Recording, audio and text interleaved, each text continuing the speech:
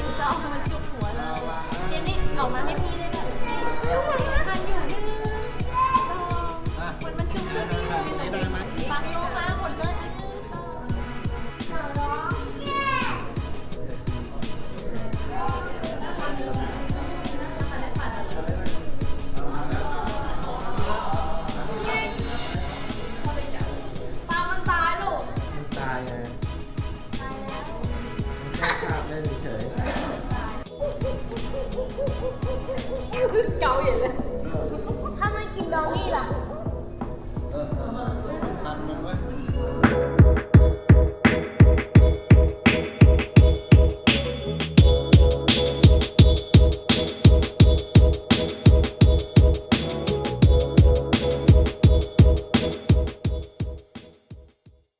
คลิปญี่ปุ่นของเรามีอีกหลายตอนอย่าลืมกด subscribe แล้วก็กดกระดิ่งเพื่อจะได้รู้ว่าคลิปใหม่ของเราออกเมื่อไหร่สวัสดีครับ